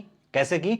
वो क्या करते थे, लोगों को बोलते थे कि हाँ ठीक है तुम सेना में भर्ती हो जाओ और तुम्हें इससे फायदा मिलेगा। गांधी जी ने बेसिकली लोगों को मोटिवेट किया कि वो सेना में जाएं, तो इसीलिए जो है वो गवर्नमेंट जो है उनसे खुश थी। गांधी जी को भी लगा कि हम इनकी मदद करेंगे प्रथम विश्व युद्ध में, तो इससे आगे जाके जो है ये कहीं ना कहीं हमारे स्वराज की तरफ जो है कदम बढ़ाएंगे, या हमको थोड़ा एक तरह से हमारे लिए काम करेंगे। तो इस तरीके से उन्होंने एक्सपेक्टेशन रखी थी। ब्रिटिश गवर्नमेंट ने उनको केसर ए हिंद की उपाधि से नवाजा था। ठीक है, तो ये कुछ प्रमुख काम जो है गांधी जी के हुए। फिर दोस्तों गांधी जी का आंदोलन वाला काम शुरू हो जाता है चंपारण सत्याग्रह 1917 से। ठीक है, तो चंपारण में आप जानते हैं कि किसान जो है वो आंदोलन कर रहे थे। वहां पर क्या होता था कि नील की खेती के लिए उनको मजबूर किया जा रहा था। फिर जो है वो वहां का एक किसान था राजकुमार शुक्ल। ठीक है, वहां पर जो 3 कठिया पद्धति थी, उसमें ये होता था कि नील की खेती का खेत पर 3/20 भाग में उन्हें नील उगाना पड़ता था, लेकिन नील की जो है डिमांड ही नहीं थी, तो नील के रेट नहीं मिल पा रहे थे। तो वो सब काम के लिए जो है वो जो वहाँ के किसान थे वो आंदोलन कर रहे थे। तो फाइनली गांधी जी गए चंपारण, और उनको बुलाया किसने था? राजकुमार शुक्ल ने। ठीक है, तो ये एक किसान था वहाँ का। फिर फाइनली जब वहाँ पर गांधी जी गए, उन्होंने वहाँ पे आंदोलन किया, धरना दिया, तो इस आंदोलन के पश्चात गवर्नमेंट को वहाँ पर झुकना पड़ा। तो ये उनका पहला सफल आंदोलन था दोस्तों, और इसी के बाद रविन्द्रनाथ जो टैगोर थे उन्होंने इनको महात्मा की उपाधि दी थी। ठीक है, तो जो रविंद्रनाथ टैगोर जी थे वो बहुत ज़्यादा यहाँ पर उनसे इंप्रेस हो गए थे एक तरह से, कि किस तरीके से दोस्तों यहाँ पर एक इस प्रकार के व्यक्ति के ने केवल और केवल अहिंसा के माध्यम से अंग्रेजों को झुका दिया। ओके, तो इसलिए उन्होंने गांधी जी को कहा महात्मा। ठीक है, अब गांधी जी महात्मा बन चुके हैं। अब अहमदाबाद में अगले ही साल उन्होंने एक और आंदोलन कर दिया, अहमदाबाद मिल मजदूर आंदोलन 1918 के अंदर, ठीक है, जो कि बेसिकली मिल के मालिक और उनके जो मजदूर थे उनके बीच बोनस को लेकर था। फिर आपके पास खेड़ा जो सत्याग्रह है वो 1918 के अंदर चला, ठीक है। तो ये प्रमुख घटनाएं उन दिनों हुई थी। ओके, अब नेक्स्ट जो प्रमुख घटना दोस्तों इस दौरान हुई वो है रॉलेट एक्ट। तो रॉलेट एक्ट आप जानते हैं 1919 में पारित हुआ, मार्च 1919। और ये बेसिकली क्या था, ये कुछ और सुधार, बहुत सारे इसमें सुधार थे, लेकिन बेसिकली इसके अंदर एक प्रमुख चीज थी, वो थी कि बिना मतलब सबूत के ही, शक के बिना पर ही किसी को भी जो है वो उसकी तलाशी लेकर या उसके खिलाफ वारंट जारी किया जा सकता था, संदिग्ध व्यक्ति को गिरफ्तार किया जा सकता था। इसीलिए भारतीयों के बीच में जो है बहुत बड़ा एक रोष इसके माध्यम से फैला। उन्होंने कहा कि ये बिना अपील, बिना वकील और बिना दलील का कानून है। इस तरीके से ये बोलते हुए गांधी जी ने भी इसका जो है विरोध किया, बहुत सारे जो है भारतीयों ने इसका विरोध किया। और दोस्तों इस कारण से जो है बहुत सारा जो है इसमें, इसी के बाद जो है क्या हुआ, जो ये रॉलेट एक्ट था इसका विरोध कर रहे थे, देश भर में जो है हड़ताल हो रही थी। स्वामी श्रद्धानंद है, उनके नेतृत्व में लगातार हड़ताल हो रही थी। फिर जो है जलियांवाला बाग हत्याकांड है, आप जानते हैं 13 अप्रैल 1919 के अंदर जो है ये हत्याकांड हुआ। कैसे हुआ, एक्चुअली में लोग इसी एक्ट का, वहां पर रॉलेट एक्ट का विरोध कर रहे थे। जब वो रॉलेट एक्ट का विरोध कर रहे थे तो अचानक से जो है वहां पर भगदड़ हो गई। जो है जो वहां पर जो जनरल डायर था, माइकल ओ डायर, उसने आंदोलनकारी जो थे, क्रांतिकारी, उनके ऊपर गोली चलाने का आदेश दे दिया। और वो बेसिकली क्या कर रहे थे कि उनके जो कुछ साथी थे, जैसे सैफुद्दीन किचलू हो गया, डॉक्टर सत्यपाल, इनको जो है गिरफ्तार कर लिया गया था। तो उनकी रिहाई की मांग कर रहे थे, ठीक है। तो उनकी रिहाई की मांग करते करते वहां स्थिति खराब हो गई, उसने गोली चलाने का आदेश दे दिया। कहते हैं कि 1000 से ज्यादा लोग उसमें मर गए।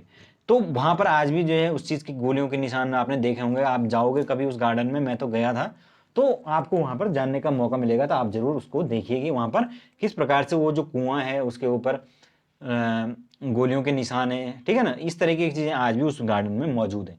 तो फाइनली आप जानते हैं दोस्तों कि जो जलियांवाला बाग हत्याकांड के बाद जो है फिर भारतीयों में जो है उसका, भारतीयों का जो रोष है उसको समाप्त करने के लिए इन्होंने क्या किया, एक एक आयोग भी बनाया जिसको कहते हैं हंटर आयोग। तो हंटर आयोग जो उन्होंने बनाया था तो उन्हीं के पक्ष में उसने वोट देना था। उसने बोला कि भाई जो माइकल ओडायर है उसकी कोई गलती नहीं थी, उसने तो केवल क्या किया, ब्रिटिश साम्राज्य को कुछ सुरक्षा देने का काम किया। जब वो माइकल ओडायर अपने देश वापस गया तो फाइनली वहां पर भी उसकी वाहवाही हुई कि इसने ब्रिटिश साम्राज्य को बचाने के लिए अपनी जान लगा दी, मतलब ये ब्रिटिश साम्राज्य का शेर है। ओके, तो इस माइकल डायर से दोस्तों फाइनली बदला लिया किसने, उधम सिंह ने, ठीक है ना। तो उधम सिंह जब 1940 में लंदन गया तो इसने लंदन में जाकर इसको गोली मार दी और इसी के साथ इसकी मतलब बदला पूरा हुआ, ठीक है। तो ये प्रमुख घटनाएं थी जलियांवाला बाग हत्याकांड। फिर उसके बाद नेक्स्ट जो प्रमुख घटना है वो है खिलाफत आंदोलन। तो खिलाफत मूवमेंट बेसिकली क्या था कि जो द्वितीय विश्व युद्ध था, द्वितीय कह रहा हूँ, प्रथम जो विश्व युद्ध था दोस्तों, उसमें जो है अंग्रेजों उसमें हुआ ये कि जो टर्की का खलीफा था उसकी जो सारी शक्तियां थी वो छीन ली गई थी। और तो जो टर्की का सम्राट था उसको ही जो है वो पूरी दुनिया के जो मुसलमान थे वो अपना नेता मानते थे, उसका अपना खलीफा मानते थे। तो इससे मुसलमान जो है वो पूरी तरीके से इसके विरोध में थे, ठीक है। और इस विरोध का ही जो है वो कहीं ना कहीं ये फायदा हुआ कि वो एकजुट हो गए और उन्होंने एक बनाई अखिल भारतीय खिलाफत कमेटी, कब, 7 अक्टूबर 1919 को। इस कमेटी को जो है वो गांधी जी ने अपना सपोर्ट दे दिया, तो गांधी जी इसके अध्यक्ष चुन ले गए, ठीक है। हालांकि जो इस टाइम पर जो मेनली काम किया वो, हाँ, यहाँ पर जो अली भाई जो मैं पहले कह रहा था, वो अली बंधुओं का यहाँ पर मेन रोल है, मोहम्मद अली और शौकत अली, ठीक है ना। उन्होंने ही इस आंदोलन में प्रमुख भूमिका निभाई थी। हालांकि आप देखिए कि जो उस टाइम पर मोहम्मद अली जिन्ना है, जिन्ना ने जो है इस चीज का विरोध किया था। यानी कि उन्होंने गांधी जी को कहा था कि ये ऐसे सांप्रदायिक जो तत्व हैं, यानी कि धर्म को इस चीज के आंदोलन में मत जोड़िए, क्योंकि उस टाइम तक जिन्ना बहुत ज्यादा। तो इस तरह से दोस्तों खिलाफत जो आंदोलन है वो चला और इसमें फाइनली गांधी जी जो है वो उन्होंने इसका सपोर्ट किया। अब हुआ ही इसका फायदा ये हुआ कि जो असहयोग आंदोलन है, जब वो इसके बाद गांधी जी ने चलाया तो उसमें खिलाफत आंदोलन असहयोग आंदोलन के साथ ही जुड़ गया। तो इससे एक तरह से वहाँ पर असहयोग आंदोलन जो था उसके अंदर हिंदू मुस्लिम जो एकता वो देखने को मिली थी, ठीक है। तो अब हम नेक्स्ट बात करेंगे दोस्तों असहयोग आंदोलन की। तो असहयोग आंदोलन जो है वो 1920 से 22 तक चला, आप जानते हैं। यहाँ पर ये गांधी जी हैं उनके नेतृत्व में चला हुआ पहला जन आंदोलन था, ठीक है। तो इसके बारे में तो आपको बताने की जरूरत ज़्यादा है नहीं। अशोक आंदोलन से की शुरुआत कैसे हुई? गांधी जी ने अपनी केसरे हिंद जो उनको उपाधि मिली थी उनको लौटा दिया, और उस उपाधि को लौटाने के साथ ही इस आंदोलन का बिगुल फूंक दिया। फिर उसके बाद पूरे देश के अंदर जो है वो खिलाफत का मुद्दा उठा, पंजाब में उत्पीड़न के विरुद्ध न्याय की मांग उठी, फिर लगातार विदेशी वस्तुओं का बहिष्कार हुआ, वकीलों का बहिष्कार हुआ, वकीलों द्वारा न्यायालय का बहिष्कार हुआ, फिर जो विदेशी सामान है उनकी होलियां जलाई गई, ठीक है ना। तो ये सारे काम उस दौरान हुए थे, ये सब चीज़ें बताने की जरूरत नहीं है, ये हम जानते हैं, ठीक है। आगे दोस्तों नेक्स्ट क्या हुआ इसमें? नेक्स्ट जो है, अब आप जानते हैं कि ये आंदोलन चल ही रहा था, फिर हुआ चौरी चौरा कांड। चौरी चौरा कहाँ है? बेसिकली उत्तर प्रदेश के गोरखपुर नामक जगह पर ये एक जगह है चौरी चौरा।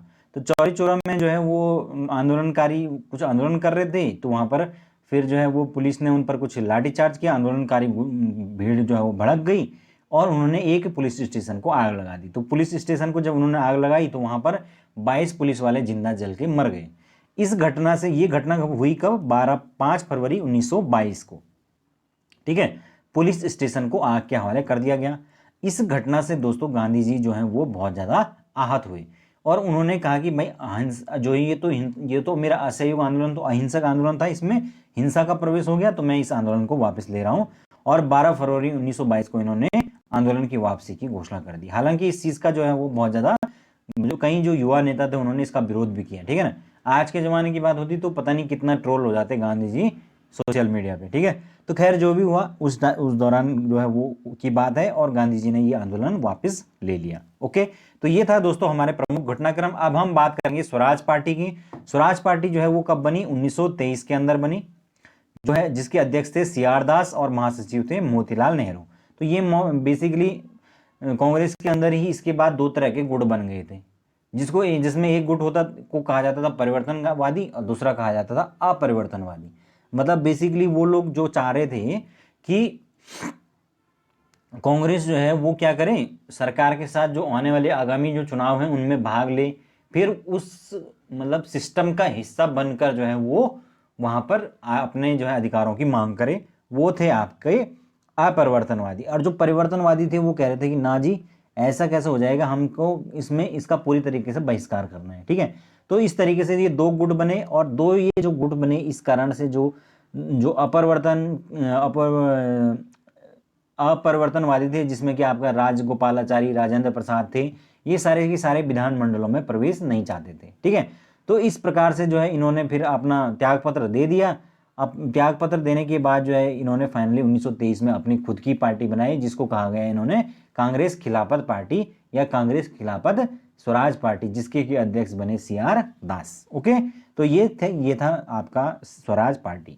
नेक्स्ट दोस्तों प्रमुख घटना होती है आपका साइमन कमीशन। ये आप सब जानते हैं कि जो साइमन जॉन हुआ ये था कि 1919 का जो अधिनियम था उसकी 10 साल बाद जो है एक समीक्षा होनी थी।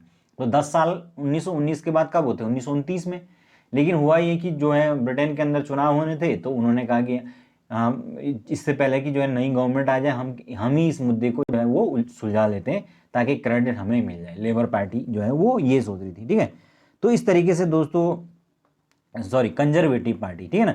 तो उन्होंने क्या किया, 2 साल पहले ही ये कमीशन नियुक्त किया कि आप जाके जो है चेक कर लीजिए, मतलब भारत के अंदर जो भी संवैधानिक सुधार होने हैं उनकी जांच कर लीजिए।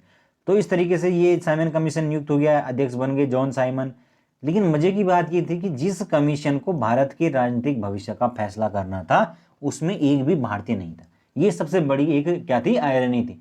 इस चीज का जो है भारतीयों ने क्या किया, बहुत ज्यादा तीखा विरोध किया। और इस कारण से जो है वो जैसे ही साइमन कमीशन जो है वो भारत पहुंचा, तो पूरे देश के अंदर जो है वो जगह जगह जो है उनका विरोध किया गया। जहां से भी साइमन कमीशन गया वहां से उन्हें काले झंडे दिखाए गए, साइमन कमीशन वापस जाओ, इस तरीके की जो है वो तख्तियां लगी हुई वो उनको दिखाई गई।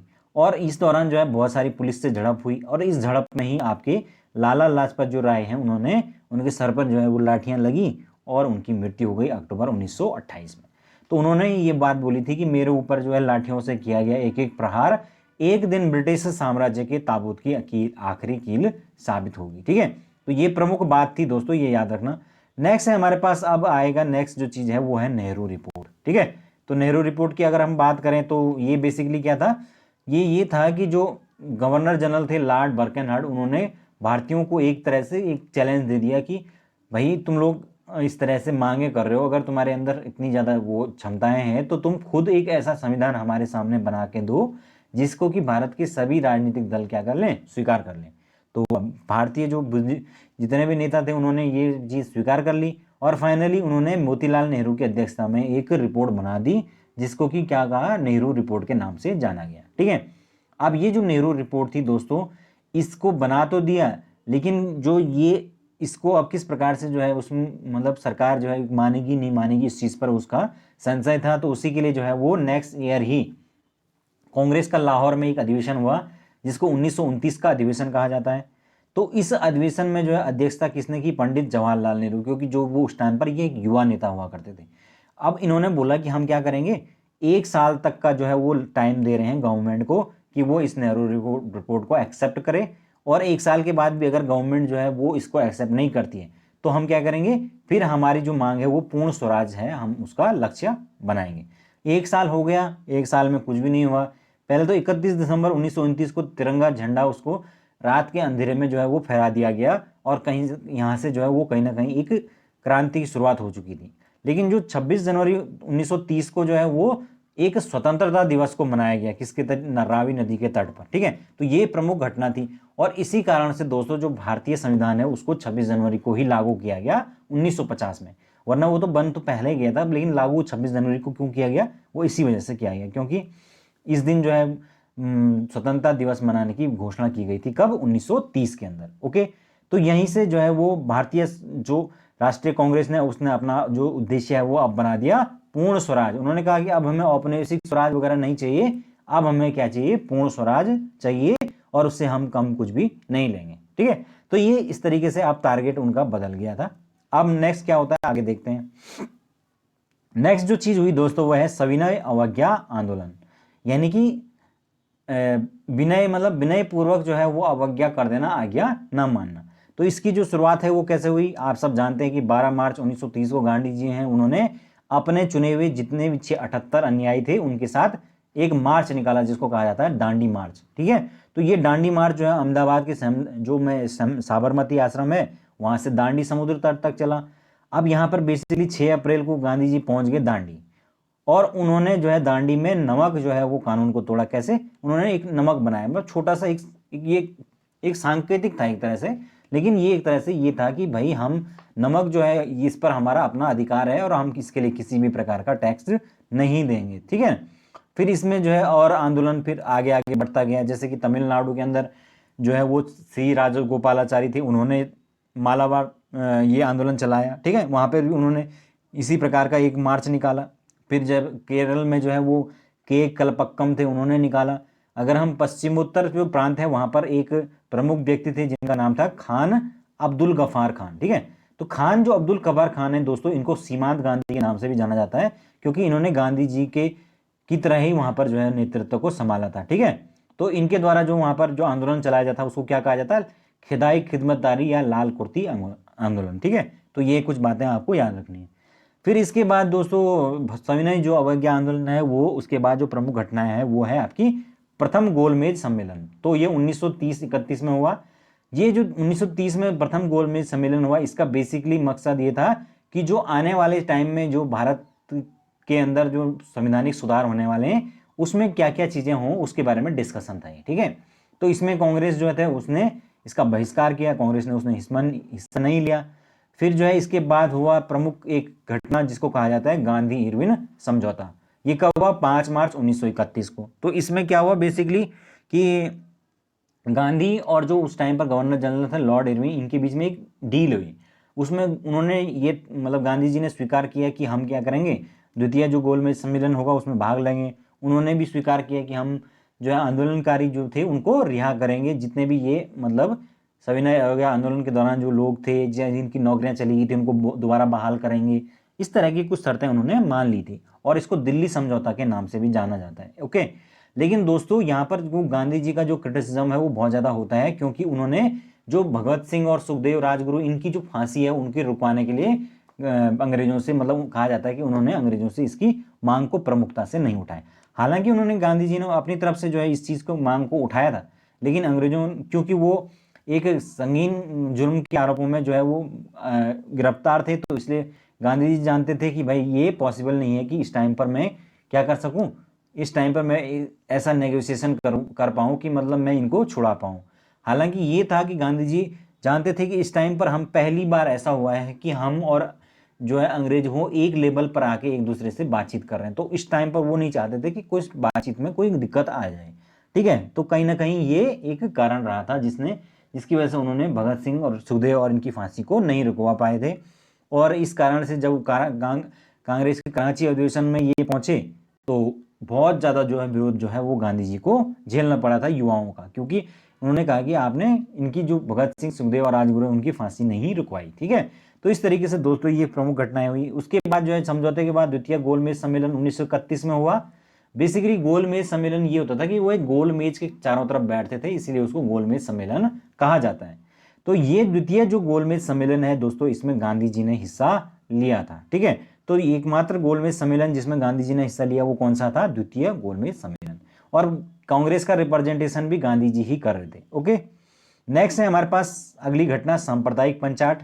तो 1932 में जो है वो सांप्रदायिक पंचाट की घोषणा कर दी गई रैमजे के द्वारा, जिसमें कि डिवाइड एंड रूल की जो पॉलिसी थी उसको एक ऑफिशियल रूप दे दिया गया। इसमें बेसिकली हुआ ये कि जितने भी जो और जो थे मुसलमानों के अलावा जो ईसाई थे, सिख थे, दलित थे, इन सभी को उन्होंने बोला कि तुम्हें सेपरेट इलेक्टोरेट दिया जाता है, यानी कि पृथक निर्वाचन उनके लिए कर दिया गया। लेकिन गांधी जी ने इसका विरोध किया। उन्होंने कहा कि हरिजनों को आप हिंदुओं से कैसे अलग कर सकते हो, यानी कि उन्होंने दलित वर्ग को अलग से जो है वो देने का विरोध किया। लेकिन फिर जो है इनकी और अंबेडकर की ठन गई। तो इन दोनों के बीच में जो है फाइनली एक समझौता हुआ, फिर किसके, गांधी जी के और अंबेडकर के बीच में पूना पैक्ट जिसको कहा जाता, पूना समझौता 25 सितंबर 1932 को। तो 25 सितंबर 1932 को इनके और गांधी जी के बीच में एक समझौता हुआ और उसमें फाइनली जो है अंबेडकर ने बोला कि ठीक है भाई, हम दलितों के लिए अलग से जो है हम सेपरेट इलेक्टोरेट की जो मांग है उसको छोड़ देते हैं। तो गांधी जी ने भी बोला कि हम ठीक है, हम इसमें कुछ और चीज़ें करेंगे, जैसे कि अब केंद्रीय जो विधानमंडल है उनके उसमें लगभग 18% जो सीटें थी उस पर इनको आरक्षण दे दिया गया। फिर आपका जो सीटें थी वो 71 से बढ़ाकर 148 कर दी गई। तो ये कुछ प्रमुख चीजें इसके अंतर्गत की गई थी। ठीक है, फिर अगर हम बात करें तीसरे गोलमेज सम्मेलन की, तो जो तीसरा गोलमेज सम्मेलन था दोस्तों 1932 के अंदर किया गया और 1932 में, और ये अंतिम गोलमेज सम्मेलन था। ठीक है, ये याद रखना आपको। और इसमें ही भारत सरकार जो अधिनियम 1935 में पारित हुआ उसकी रूपरेखा तय की गई, अंतिम रूप उसको दिया गया। यहाँ पर जो एक प्रमुख याद रखने वाली बात है कि जो बी आर अम्बेडकर यानी कि जो भीमराव अम्बेडकर जी हैं और तेज बहादुर सप्रू, यही दो इंसान ऐसे हैं जिन्होंने तीनों गोलमेज सम्मेलन में भाग लिया था, ये पूछा जाएगा।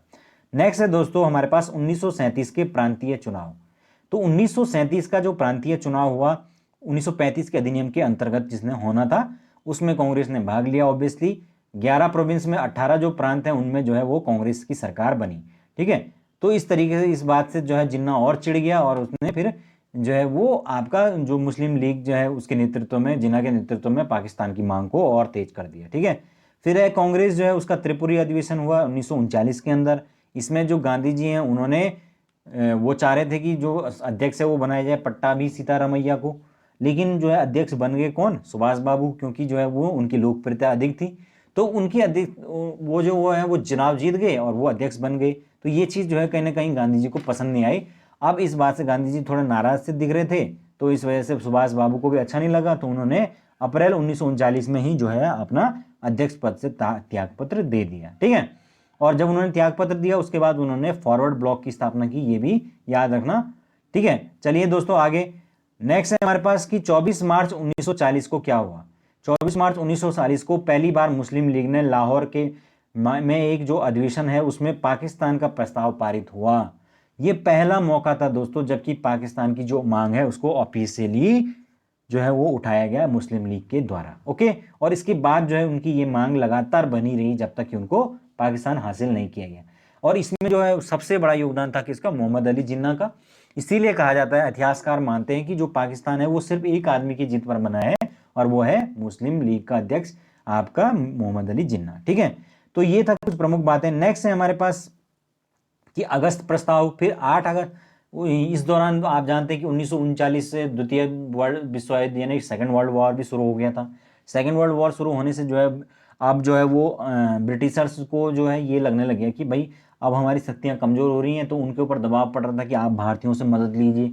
तो भारतीयों से मदद लेने के लिए लगातार वो क्या कर रहे थे, अब भारतीयों के लिए फेवर कर रहे थे। उसी क्रम में जो है वो लगातार यहाँ पर कमीशन भेजते जा रहे थे, जिसमें कि आपका पहला ही जो आया वो कौन आया, लॉर्ड लिनलिथगो की अध्यक्षता में जो है उनका एक प्रस्ताव आया, अगस्त प्रस्ताव के नाम से उसको जाना गया, जिसमें कि बेसिकली वो कुछ बातों पर जो है वो चाहते थे कि कांग्रेस जो है वो मान जाए और वो युद्ध में उनका सपोर्ट करे। लेकिन बेसिकली इसमें ये था कि एक तो इन्होंने औपनिवेशिक स्वराज की बात कर दी थी और दूसरा इन्होंने पाकिस्तान की मांग को ठुकरा दिया था। तो इन दोनों ही वजह से जो है वो मुस्लिम लीग और कांग्रेस दोनों ने इसका बहिष्कार किया और ये खत्म हो गया। फिर दोस्तों उसके बाद क्या हुआ कि आंदोलन लगातार चल रहा था और इसी दौरान गांधी जी ने क्या किया कि अब बड़ा आंदोलन करने के बजाय व्यक्तिगत सत्याग्रह किया जाए। मतलब हर दिन जो है एक आदमी जो है वो आंदोलन पर बैठेगा, जब वो गिरफ्तार हो जाएगा फिर दूसरा बैठेगा, फिर वो गिरफ्तार हो जाएगा फिर तीसरा बैठेगा, इस तरीके से जो है वो चलता रहेगा। तो 1940 से और 40-41 में दोस्तों ये व्यक्तिगत जो सत्याग्रह है ये आपका शुरू हुआ, जिसमें कि पहले जो सत्याग्रही बने वो थे विनोबा भावे और दूसरे बने नेहरू। ठीक है, तो पहले जो व्यक्तिगत सत्याग्रही बने वो कौन थे, विनोबा भावे और दूसरे नेहरू बने। तो ये कुछ बातें हैं। नेक्स्ट है दोस्तों हमारे पास स्टोपर्ड क्रिप्स। ये क्रिप्स मिशन जो है 1942 में भारत आया, जिसके अध्यक्ष कौन थे, स्टोपर्ड क्रिप्स थे। और 30 मार्च 1942 को फाइनली ये भारत पहुंचा। इसने भी जो है वो अलग अलग प्रकार से भारतीयों के समक्ष मांगे रखी, जिसमें कि इन्होंने भारत के अंदर तरह तरह की जो है वो हमारे लिए जो है रियायतें देने की बात की। लेकिन फिर बात वहीं आके अटक गई कि इन्होंने बोला किसकी बात की कि हम आपको पूर्ण तरह से उपनिवेशिक राष्ट्र का दर्जा देंगे, जबकि इसके लिए अब कांग्रेस पूरी तरीके से तैयार नहीं थी और मुस्लिम लीग तो एक ही चीज बाड़ी थी कि हमें पृथक पाकिस्तान चाहिए। ठीक है ना, तो अंग्रेजों ने वो पृथक जो पाकिस्तान की मांग उसको लास्ट समय तक स्वीकार नहीं किया था। हालांकि बाद में परिस्थितियां ऐसी हुई कि जिसको स्वीकार करना पड़ा। फिर नेक्स्ट है आपके पास भारत छोड़ो आंदोलन। तो ये आज़ादी का अंतिम आंदोलन माना जाता है, 1942 में शुरू, 7 अगस्त 1942 को जो है ये आंदोलन शुरू हुआ। दोस्तों इस आंदोलन में का जो प्रस्ताव है बंबई में पारित हुआ और इस आंदोलन को कहा जाता है अंतिम जो है वो स्वतंत्रता आंदोलन। गांधी जी ने इसमें नारा दिया करो या मरो, डू एंड डाई। ठीक है, तो इस तरीके से इसको अगस्त क्रांति भी कहा जाता है। अगस्त प्रस्ताव अलग है और ये अगस्त क्रांति है, तो अगस्त क्रांति के नाम से ये पूछा जाता है। अब जैसे ही ये भारत छोड़ो आंदोलन का प्रस्ताव पारित हुआ, इनके कार्यक्रम तय हुए, तो सरकार को भनक लग गई। सरकार ने क्या किया, 9 अगस्त 1942 को ऑपरेशन जीरो आवर चलाया और इस ऑपरेशन के अंदर उन्होंने क्या किया कि जितने भी आंदोलनकारी थे उनको फटाफट जेलों के अंदर भरना शुरू हुआ। कांग्रेस को भी गांधी जी को भी अरेस्ट कर लिया गया, सारे जो हैं वो अरेस्ट हो गए। लेकिन कुछ जो आंदोलनकारी है वो अंडरग्राउंड रह के लगातार काम कर रहे थे, जिसमें कि एक गुप्त रेडियो कांग्रेस चलाने वाली कौन थी, उषा मेहता। ओके, तो इस तरीके से दोस्तों यहाँ पर लगातार काम होते जा रहे थे और इस दौरान लगातार जो है वो कुछ समानांतर सरकारें भी अलग अलग जो है वो स्टैब्लिश हो गई थी। जैसे कि अगर बात करें बलिया में सरकार बन गई थी चित्तू पांडे के नेतृत्व में। तामलुक मिदनापुर बंगाल के अंदर सरकार बन गई थी, जिसको जातीय सरकार बोला जाता है। फिर उसके अलावा जो है आपका सतारा में सरकार बनी। फिर अलग अलग जगह पर जो है वो कुछ पैरेलल गवर्नमेंट्स बनी थी। हालांकि वो कुछ टाइम बाद जो है वो अंग्रेजों ने उनको भगा दिया था, लेकिन वो कुछ टाइम तक बनी थी। ठीक है, तो ये कुछ बातें दोस्तों इस दौरान हुई थी। ओके, अब हम कुछ थोड़ा सा आज़ाद हिंद फौज के बारे में भी देख लेते हैं। आप सब जानते हैं कि जो है सुभाष बाबू जो है 1939 में फॉरवर्ड ब्लॉक की स्थापना की। उसके बाद आज़ादी के लिए वो क्या करना चाहते थे, हिटलर की मदद चाहते थे, तो वो भाग गए यहाँ से और फिर जर्मनी पहुँचे, फिर कभी फ्रांस पहुँचे, अलग अलग जगह से मदद मांगते हुए फाइनली सिंगापुर पहुँचे। वहाँ पर ऑलरेडी जो है वो गठन हो चुका था किसका, एक आज़ाद हिंद फौज का, लेकिन वो उस टाइम पर उनका नाम ये नहीं था। कैप्टन मोहन सिंह की अध्यक्षता में जो युद्धबंदी थी उनको एक तरह से संगठित किया गया था, 40,000 युद्धबंदियों को, जिसमें सितंबर 1941 में इन्होंने इसकी स्थापना की। और जो रास बिहारी बोस थे उन्होंने इसको फिर फाइनली घोषणा करी कि ये हमारी आज़ाद हिंद फौज होगी जो कि हिंदुस्तान को आज़ाद कराएगी। ये इसकी घोषणा उन्होंने कहाँ पर की, सिंगापुर के अंदर की। फाइनली सुभाष बाबू जब वहां पहुंचे तो 4 जुलाई 1943 को इन्होंने सुभाष बाबू को अपना अध्यक्ष या नेता चुन लिया और इसी दिन से वो क्या कहलाए, नेताजी कहलाए। फिर उसके उन्होंने वहां से नारा दिया, आप सब जानते हैं कौन सा, तुम मुझे खून दो मैं तुम्हें आज़ादी दूंगा और दिल्ली चलो। ये दो प्रमुख नारे उन्होंने वहां से दिए थे। तो वो इसीलिए दिए थे कि भाई इस तरीके से मेरा सपोर्ट करो बोल के, और मैं तब तुम्हें आज़ादी दिलाऊंगा। ठीक है। फाइनली दोस्तों 31 दिसंबर 1943 को अंडमान और निकोबार जो द्वीप समूह है उन पर इन्होंने कब्जा किया। इनका नाम बदल कर क्या किया, शहीद द्वीप और स्वराज द्वीप किया। फिर अगर हम बात करें जुलाई 1944 में, तो वहाँ पर रेडियो पर जो है वो संबोधन आया किसका, सुभाष बाबू का। सुभाष बाबू ने कहा कि राष्ट्रपिता आपका, आपने जो है वो स्वतंत्रता का जो है वो एक अभियान जो है शुरू कर दिया है, और हम भी जो है लगातार भारत देश की आज़ादी के लिए प्रयास कर रहे हैं, इसमें हमें आपका आशीर्वाद की ज़रूरत है। ठीक है। और यहीं पर दोस्तों सुभाष बाबू ने पहली बार गांधी जी को राष्ट्रपिता कहा था। तो ये भी पूछा जाता है कि गांधी जी को सबसे पहले राष्ट्रपिता किसने कहा था, तो वो सुभाष बाबू ने ही कहा था। ठीक है। फिर आपका नवंबर 1945 में फाइनली लाल किले पर इन पर मुकदमा दर्ज किया गया, क्योंकि जो है बहुत सारे जो आंदोलनकारी थे, इसके जितने भी ये बड़े बड़े जनरल थे आज़ाद हिंद फौज के, इनको सबको पकड़ लिया गया, फिर इनके ऊपर मुकदमा दर्ज किया गया। लेकिन फिर फाइनली बाद में ये मुकदमे हटाने पड़े, क्योंकि सरकार का के ऊपर जनता का दबाव पड़ रहा था। ठीक है। तो ये कुछ बातें इस दौरान हुई थी। ओके। तो और बाकी आप जानते हैं कि जो सुभाष बाबू हैं वो लापता हो गए थे। फिर कहते हैं कि जापान में उनकी हेलीकॉप्टर दुर्घटना में मृत्यु हो गई थी। हालांकि उनकी मौत के का खैर रहस्य जो है वो गहराया रहा है, अभी तक भी गहराया हुआ है। ठीक है। अब हम बात करेंगे सीआर फॉर्मूले की। तो 1944 में जो सी राजगोपालाचारी हैं, उन्होंने भी एक फॉर्मूला दिया जिसको सीआर फॉर्मूला कहा जाता है।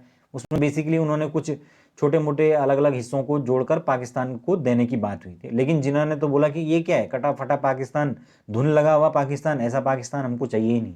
ठीक है। तो ये फॉर्मूला इसलिए रिजेक्ट हो गया था। फिर आपका वेबल योजना आई लॉर्ड वेबल के द्वारा 1945 में, 4 जून 1945 को। तो ये योजना ये थी कि बेसिकली हम थोड़ा आपकी मांगों को एक्सेप्ट करते हैं, संविधान सभा का गठन करेंगे, और यहाँ पर हम एक सर्वदलीय बैठक बुलाएंगे शिमला के अंदर। और वो बैठक हुई फाइनली 25 जून 1945 को। फिर लेकिन यहाँ पर वही बात हुई कि उन्होंने जो है वो पाकिस्तान की जो मांग है उसको अस्वीकार कर दिया था, तो इसीलिए ये बात नहीं बन पाई। ठीक है। फिर नौसैनिक जो है वो विद्रोह हो गया 18 फरवरी 1946 को, और रॉयल इंडियन नेवी के द्वारा। ठीक है। तो ये बात भी आपको याद रखनी है। और फाइनली दोस्तों वो पल आ गया जबकि भारत की आज़ादी होने की घड़ी आ गई, यानी कि कैबिनेट मिशन 1946 में भारत पहुंचा 24 मार्च 1946 को। ठीक है। तो कैबिनेट मिशन 24 मार्च 1946 को भारत पहुंचा, और वो चीज़ जो चीज़ हम चाहते थे वो फाइनली हुई।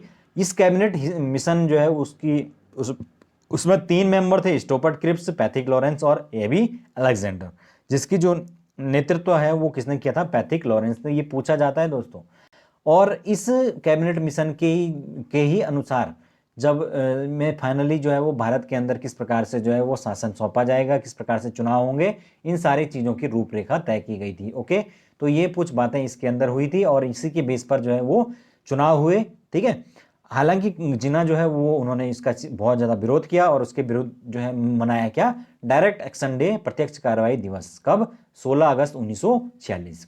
और इसीलिए यहाँ पर हिंदू मुस्लिम जो है दंगे भड़क गए। ठीक है। तो हिंदू मुस्लिम जो दंगे हैं वो बहुत ज़्यादा भयंकर तरीके से इस टाइम पर हुए। यहाँ पर जो है लाखों लोग जो हैं वो हिंदुस्तान पाकिस्तान दोनों जगह मारे गए। नोआ खोली में जो है वो गांधी जी जो है वो खुद जो है वहाँ पर दंगे शांत करा रहे थे, है ना। उसके अलावा पंजाब के अंदर, बिहार के अंदर, कलकत्ता, सब जगह दंगे ही दंगे, है ना। ये प्रमुख घटनाएं इस दौरान हुई थी डायरेक्ट एक्शन डे के बाद। फिर फाइनली वो दिन आ गया, संविधान सभा की बैठक हो गई 9 दिसंबर 1946 को। संविधान सभा के लिए चुनाव इससे पहले हो चुके थे, और एटली जो माउंट एटली है उन्होंने घोषणा कर दी, कहाँ से, ब्रिटेन से, 20 फरवरी 1947 को, कि हम क्या करेंगे, अगले साल जो है जून 1948 तक भारत को आज़ाद कर देंगे।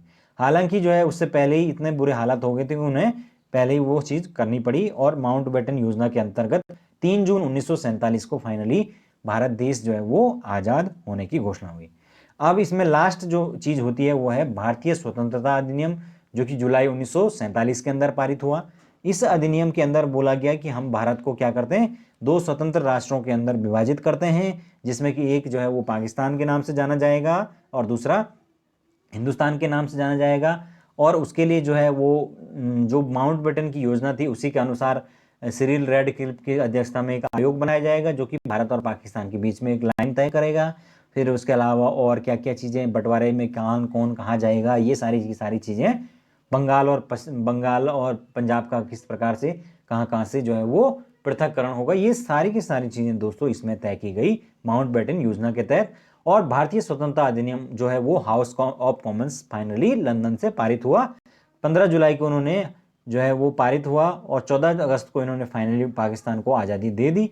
15 अगस्त को जो है वो भारत को आज़ादी था इन द सेंस कि 14 अगस्त को वो अधिकार पत्र जो है वो पाकिस्तान को सौंपे गए और 15 अगस्त को भारत को सौंपे गए, इसलिए 14 अगस्त को वो मनाते हैं, 15 को हम मनाते हैं।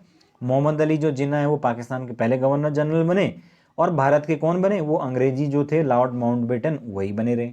फिर जो है भारत के स्वतंत्र भारत के पहले और अंतिम कौन बने, तो वो बने सी राजगोपालाचारी। बाकी उसके आप जानते हैं कि प्रथम प्रधानमंत्री कौन बने, पंडित जवाहरलाल नेहरू। प्रथम जो गृह मंत्री बने वो थे सरदार पटेल और उसके अलावा राष्ट्रपति तो आप जानते ही हैं, ठीक है, राजेंद्र प्रसाद।